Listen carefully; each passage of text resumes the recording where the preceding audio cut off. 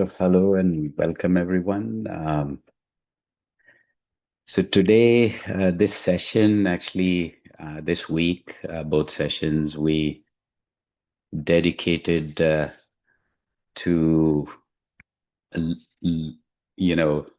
Lucy, Luz's mother.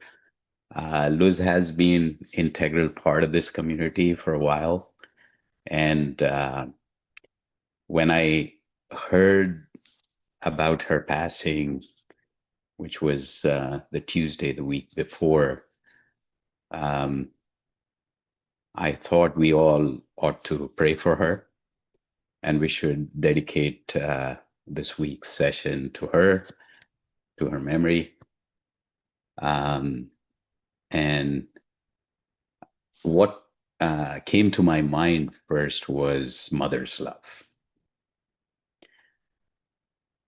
And the question is, do we know what selfless, unconditional, and pure love looks like? And I would say blessed are those who found such love. And even more blessed are those who live that within themselves. So before I go on, I welcome everyone. There are some new folks. I'll just, we'll get into meditation in a few minutes. And after the meditation, we open up the session. But going back to, the unconditional, selfless, and pure love. The question is, like, on this earth, does that exist? And so the thing is that there is a spiritual, faith-based way of looking at things, but then in the material world, I think what my grandfather, Guru Maharaj, talked about was that probably mother's love comes the closest to this North Star, selfless, unconditional, absolutely pure love.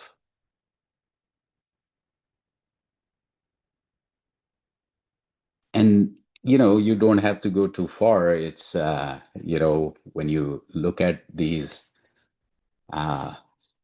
photographs where the mother bird is feeding the children, the mother's taking care of their litter, or, mother is sitting and warming the eggs.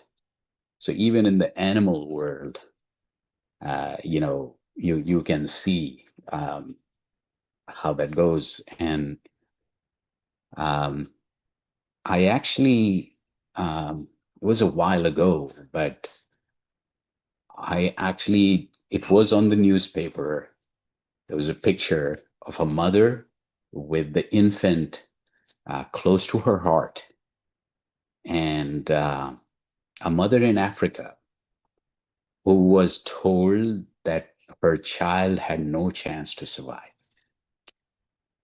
and from whatever the situation was. And she decided to hold the child by her body 24/7. And that intimacy, that care made the child survive. And that was the news. And I totally, believe it or not, satsang to me is being in that attention, care, and love and energy that gives you, a transformative, completely and totally transformative, and I just call it transcendental energy.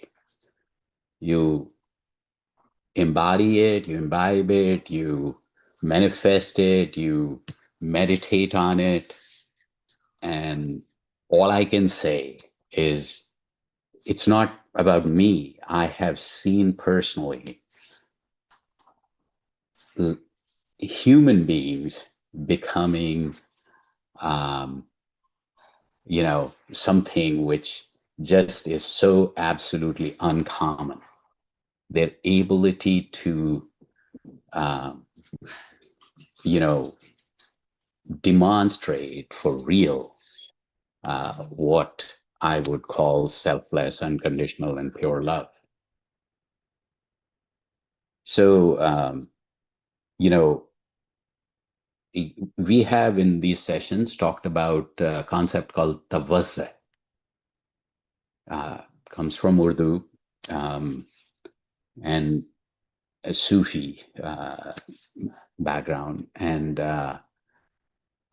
it's so hard to define because it just the definition combines attention, connection, care, intimacy, love, and it's two-way, in the sense that, it's a give and take. So this is, Tawazza is a way in which human spirit and love conquers the odds. So Guru Maharaj writes that a king may become poor, a beloved his face may become ugly, the father may, um, uh, renounce his son, but a mother would always love her child. So you just, um, you know, um, to um, just like imagine and see a mother with her child. It's the mother is always ready to give away everything that she has to protect her child. Uh, her arms stretched to lift the child into her lap, to shower affection. And spiritually speaking, uh, I mean, if you really look at it, God is not male or female, but in different cultures, in different um, ways in which we relate to God, you know, some will adopt the attitude of a son, and some will look up to God as father. Some would look at him as master, some as a teacher. So the guru disciple is where you look at God as teacher. Some look at God as their beloved, um, and some see him as a mother. So Guru Maharaj says that the mother approach is probably the easiest.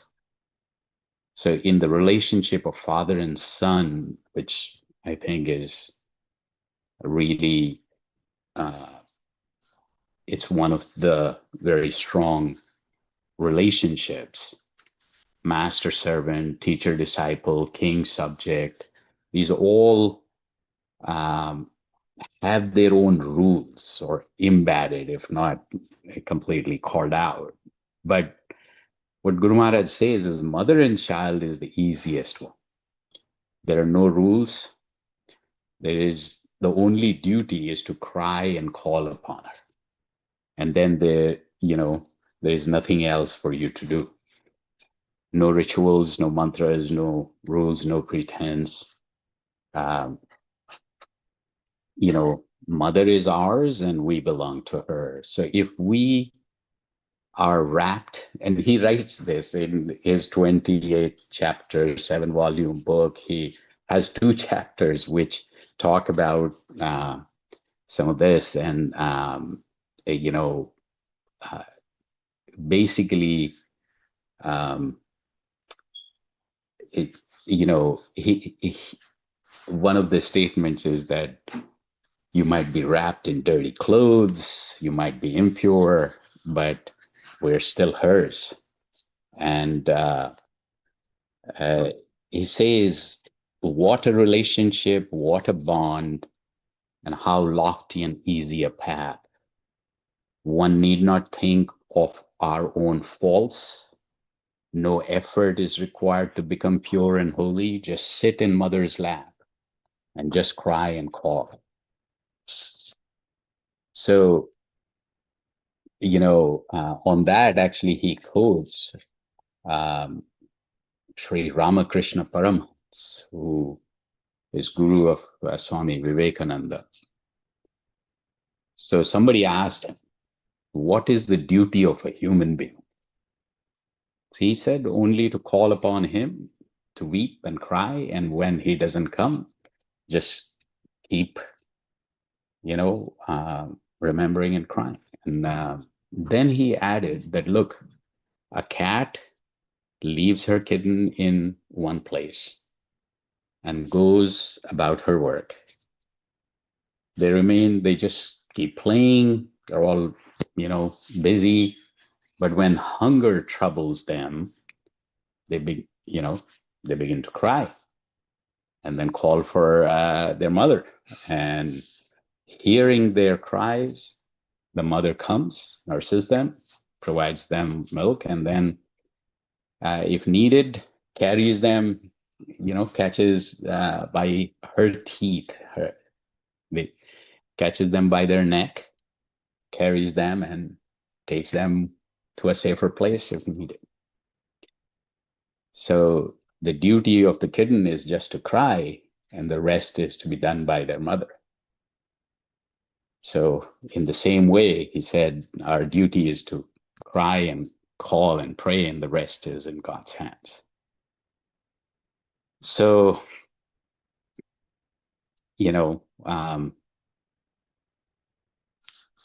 so what I wanted to start with was, before we know how to speak, we come to know of the language of mother's love, and the other thing that the whole backdrop is like, can we ourselves, instead of thinking about how can we ourselves, become abundant with unconditional, selfless, and pure love? And for that, I think we need to elevate ourselves. And when we elevate ourselves spiritually, we go through milestones. And one of the milestones, uh, um, so one is that we need purpose in life and clarity, and so the milestones kind of come with uh, our third eye, or the inner uh, clarity, which then results in purpose. All that needs to happen. But then when that happens, the next thing that happens is that we realize that we're so integral to the nature, so integral to everything around us. And that's when this, open, unconditional love appears. So the path to that is to spiritually uplift ourselves. And as usual, we'll go and practice that. So it's not something that we just talk about. We have to practice, we have to uplift, we have to imbibe this energy, which then results in that state. And one thing I was thinking about this morning was that, certain things you read, certain things you understand, but then certain things you actually see. And in Satsang, I have seen that this North Star of having, unconditional, selfless, pure love, is actually possible. It's you, and which I mean all of us, can actually achieve that, and that's something that I have seen. Not multiple people I have been fortunate to meet who have done that in their lives, so it is viable and possible. So on that note, the practice that can take you there. So let's get into it. So we would eventually get into 15 minutes of silent meditation on transcendental light, but before that, we need to do a couple of things. It's pretty simple, pretty straightforward, but practice makes you get to a point where those 15 minutes are actually not just outwardly silent, but inwardly silent. So get to that, all that we do in these sessions before and after the meditation is all part of it. Transition in, we need to switch from wherever we were with multitude of thoughts and everything that continues to cloud our mind. And then so we need to switch, get into it, then absorb some energy before we go back to doing what we were doing or what we have to do. So focus inwards. So that requires three simple things. One, eyes lightly closed, because the outward,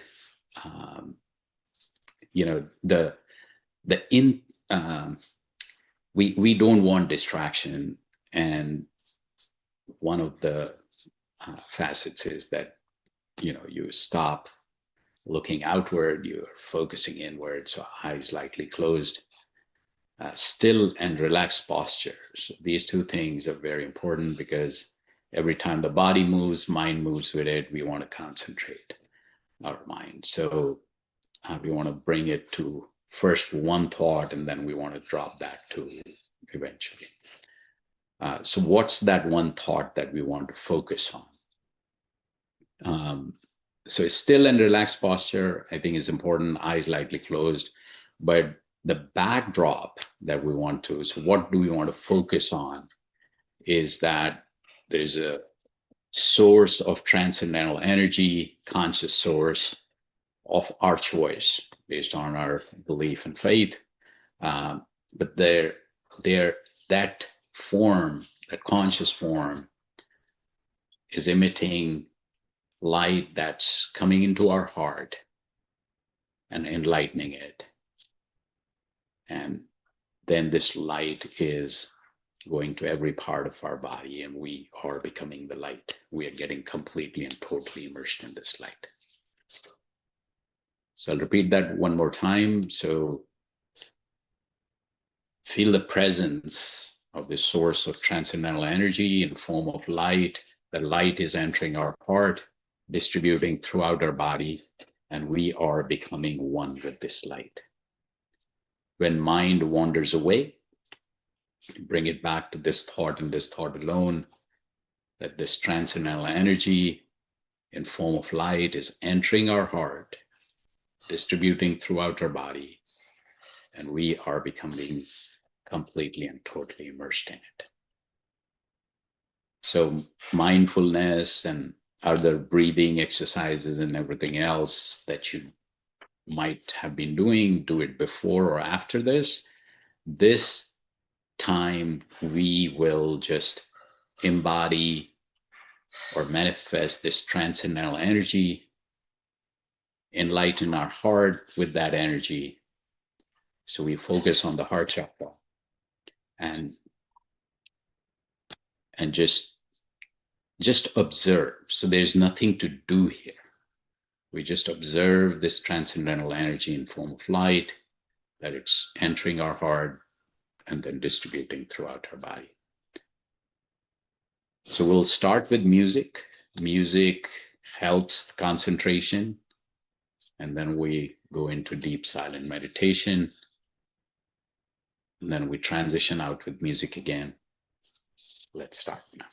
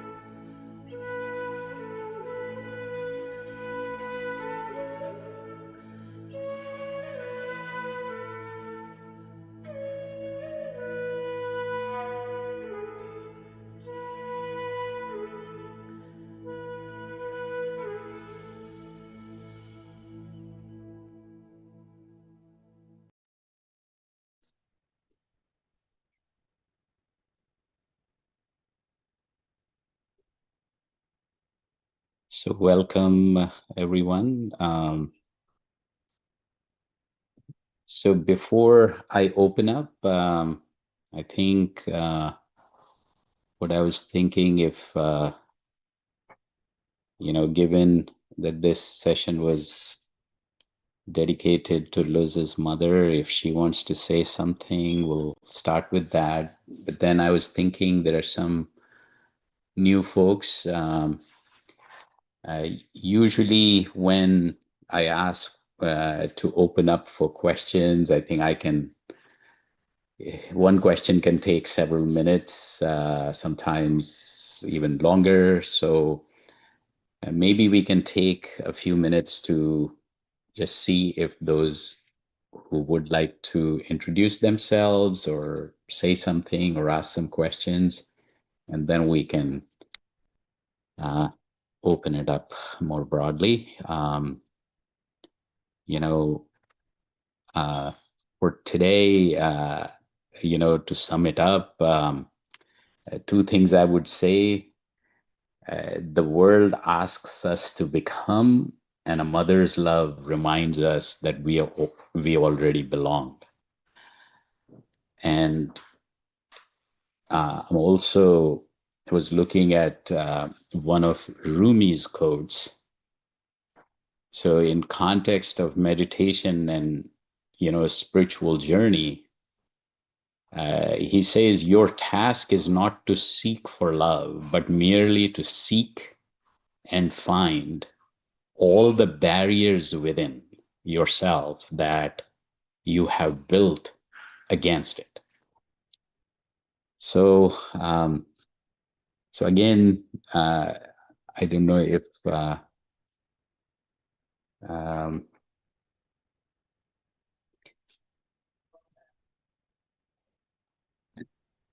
yeah, Liz. Hi, thank you so much, everyone, and Sanjeev. Um, my sister couldn't join our session, but she knows that you dedicated this session, and we both thank you all from deep within our hearts. Um, it's been difficult. Um, I didn't really want to cry, but it's coming out. I just very grateful for this community, and thank you. Thank you for just keeping her in prayer and in meditation.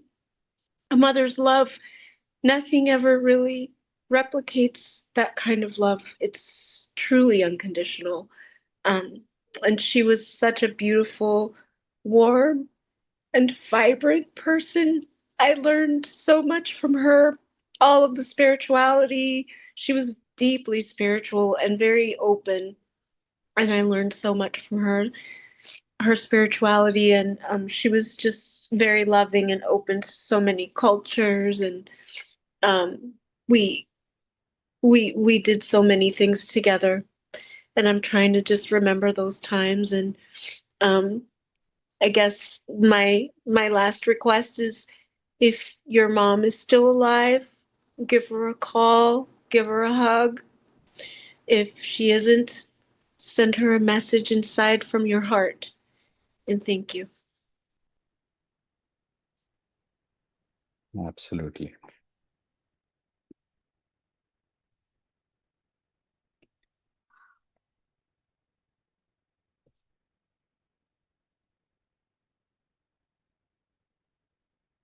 And what I wrote, and from my heart, that it's a blessing when a person's love continues to shine so clearly through their children and family.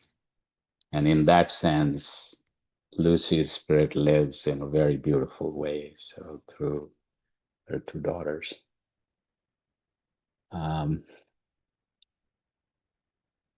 so if there are folks who would like to just, take a 30-second, 1 minute introduction, just no pressure. Anyone who is new and would like to Sure. My Come on. name is Michelle, and this was my first time, and I just want to say thank you guys and that I really enjoyed it. Thank you. And yeah, this time is just, you know, for, it's just to absorb the meditation. I should say that today's session was so supercharged. I don't have a measuring instrument, but I, I can't express how supercharged this was. My name is Joe. It was nice joining you. Thank you for your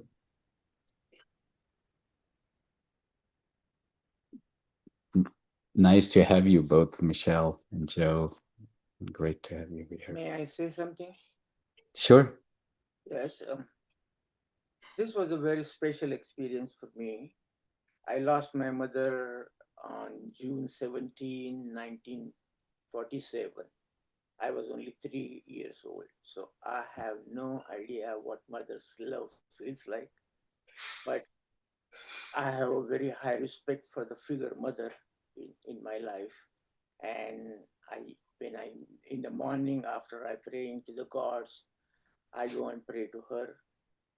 And it has been there for a long, long time. I don't even remember when I started and when I'm doing it. And so the time that I spent with you guys was very special for me.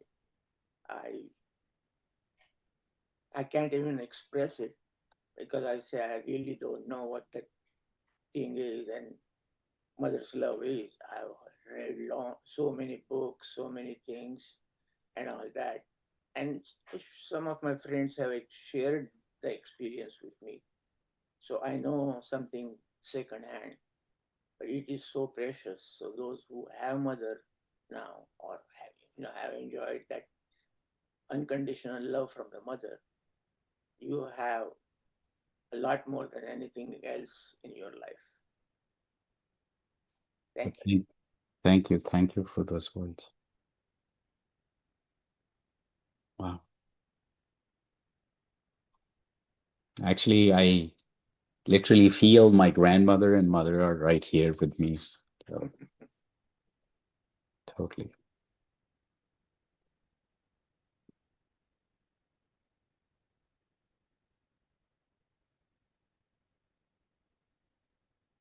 So Jamie, I think you joined later, so I think you probably missed. I did. I slept in and then realized I had something going on this morning. That's okay. That's okay. But Yeah. I do appreciate what I got to listen to. I'm in a very difficult stage in my life right now where I'm in a divorce and my husband took two of my kids and we've been distant. So just knowing that this topic is being, discussed and that we're discussing the unconditional love of moms, I know that once this all kind of irons out, my love will still be unconditional for them and hopefully they'll realize that. Wow. No, we are all with you. I think this community is, one thing that my grandfather started this whole, like he met his guru in the early 1900s, but in 1930, he made, the process more public. And there is no registration, it's just a family. You come when you like, you go when you like. It's, we are here for each other. So, Jamie, you're welcome. And yeah, these situations that we all go through, and believe me, I think in one of the sessions I was telling, like, when, how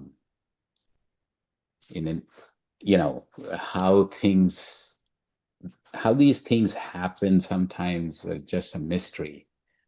And the way I was pulled in to share what I, saw. I mean, I was born in a satsang family, and I saw so much service, so much spiritual growth and everything. But still, I was focused on myself more than anything else. But when I started to, kind of open my eyes to everyone in the community, what I find is that we all go through so much, and it's this connection, this meditation, I think, becomes the inner strength to face all that. Thank you.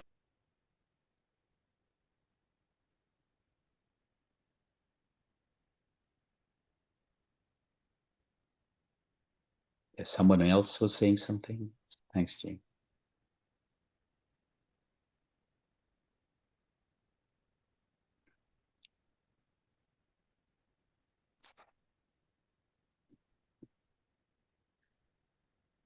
So anyone else? Anything else before we get on the top of the hour? But any questions? Any other comments and thoughts that you want to share?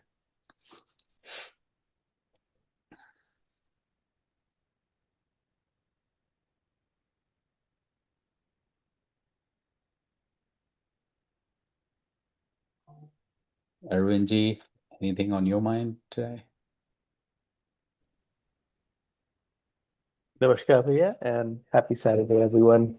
I'm very fortunate to join and to listen to the deepest truth from you and experience that. One has seen that in this satsang. One is very fortunate to have witnessed the selfless love.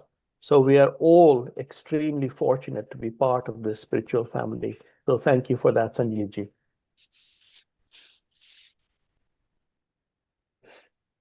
Could I say something? Sure thing. This is my first time coming to listen. And obviously, yeah, I understand the mother love thing. What I just want to comment on, because I think a lot of people are struggling now, and I just find even from my counselor that there's a lot of families and mothers and fathers that are struggling with their children, their adult children, that for some reason have become estranged for nothing that's even occurred in the family. And I had it happen with my own son for a while where he was just not even bothering with me, and I've never experienced such pain when my son did that. Um, and nothing happened, but I've talked to other parents and other mothers even that, like, for some reason in this world today, I think we live in such a selfish, self-centered world that our young children, and even when they get into adulthood now, are just like, they just don't have the same concept, I feel like, that we learned and grew up with. And I find it really sad because they just don't have that same kind of dedication like me and my sisters were to our parents and our mother, and they just don't have it. And that's really sad to me. Very, very true. Very true. Your name is not coming up. Could you? Oh, it's Carolyn. Carol- Yeah, Carolyn. Yeah. Welcome. And I mean, there is. I don't have to go too far to relate to that at all. I don't know. It's. I mean, we can blame so many things in the culture and social media and so on and so forth, but there is a difference lately. Yes. This, I don't know why, but it kind of reminded, when I was growing up, my father was, like every day, 10 people will come to meet him. So he was part of the satsang family. He would travel for it and so on and so forth, all these events. And in his own way, his elder brother, so my middle uncle, three sons of my grandfather. So my middle uncle was also very dedicated. All the books were printed in his press, and the monthly journal would come out of there, and he would organize. Maybe he was the administrator himself. And they too had some ideological differences that sometimes would come out, but irrespective of that, they would always visit each other. They would always go and do what needs to be done. So, I mean, that I see missing these days. It's like there is a relationship, you uphold that relationship irrespective of the differences that might be just because for X, Y, and Z reasons. And that I always think about when, for minor things, people would like, oh, I don't want to go meet her. I don't want to see her. And I'm like, so,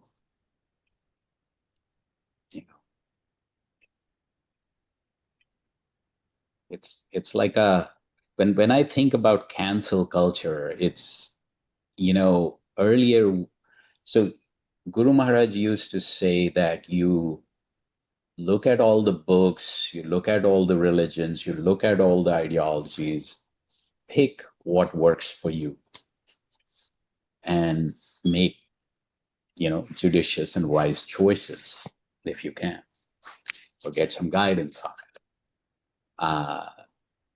But here you read a book, there is one line that doesn't work with you, and you throw the whole book. Are you listening to Sanjeev at all? Yeah. Oh, just wondering. Oh, you can't hear? Can you hear me now? Oh.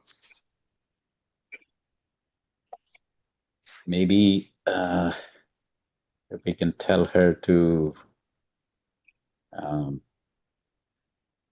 rejoin.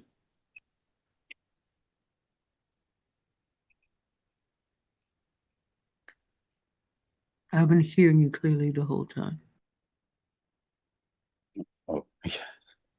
How are you, AC?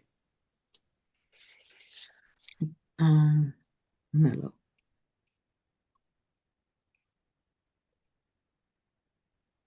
How was the session? Very relaxing. I would call it supercharging, but yeah, one or the same thing. It's I don't know, right now it's just.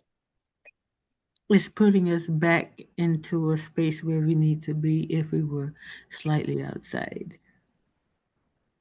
Yeah, well said.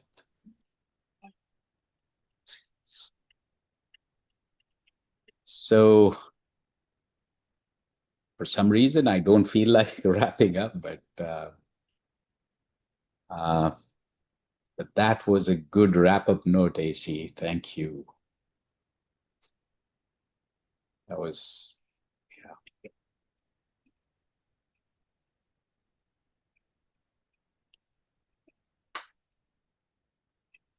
So anyone else wants to say a word before we go for today?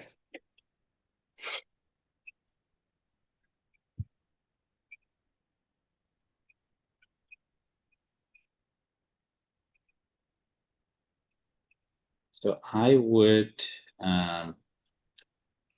Rumi, for some reason, I think maybe it's the Sufi thing, or it's like his words are so deep that it takes, you can write a chapter on it.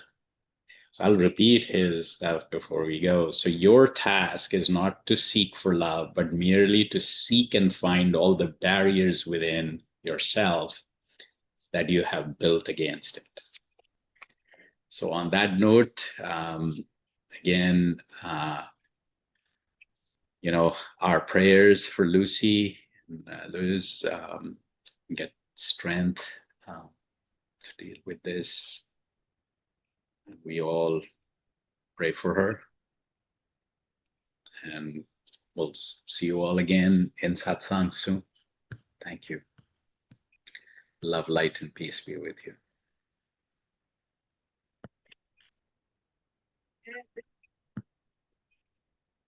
How do we leave out of here, Jeff?